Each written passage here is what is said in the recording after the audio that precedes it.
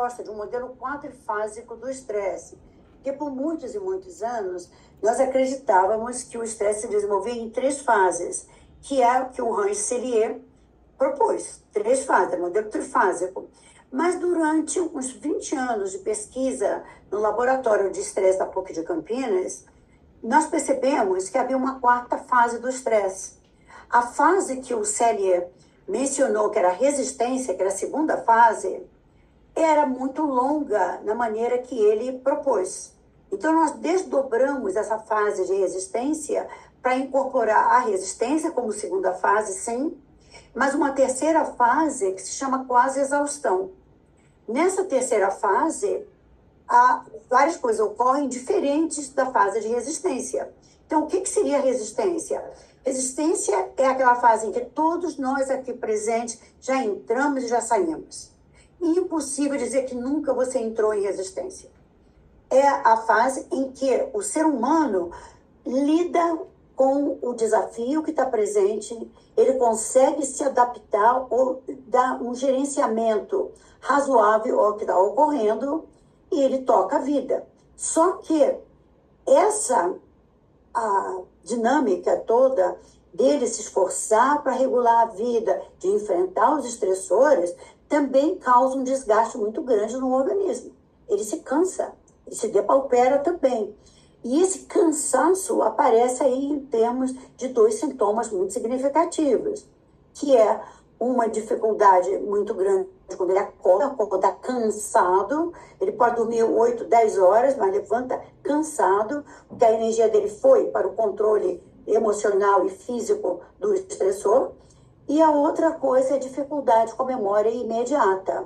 Então, esquecer coisas rápidas, esqueceu de passar no banco, esqueceu o número do telefone de alguém, coisas banais, né? E depois ele se recupera e ele pode sair do processo de estresse sem maiores danos. Há uma recuperação praticamente total, ele conseguiu lidar com o que estava acontecendo.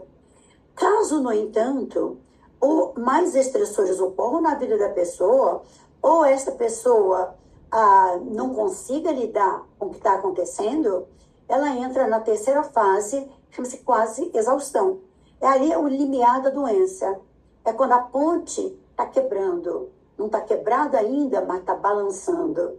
Então, o ser humano ali começa a mostrar sinais de depressão, desregulação emocional. Ele está no limiar da doença. É como se ele estivesse andando na beira de um precipício. Ele pode tanto voltar à fase de resistência e se recuperar, ou ele pode cair no precipício.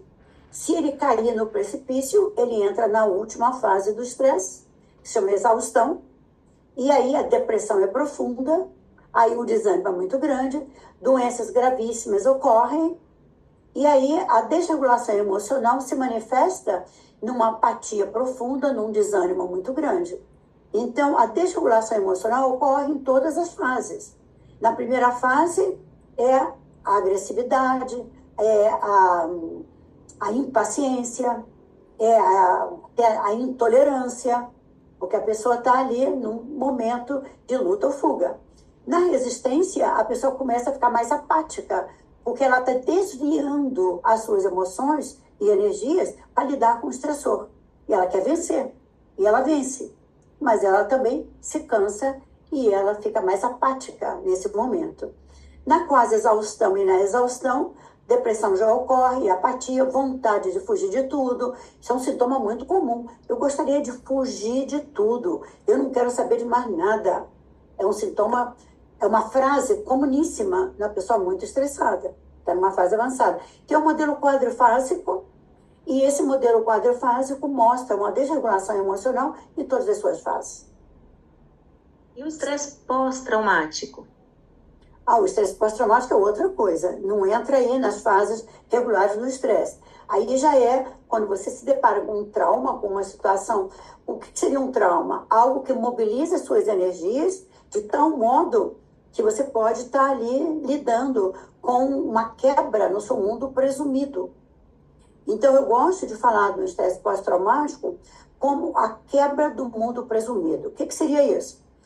Todos nós temos uma noção do que é o mundo ao nosso redor que a gente gera desde criança.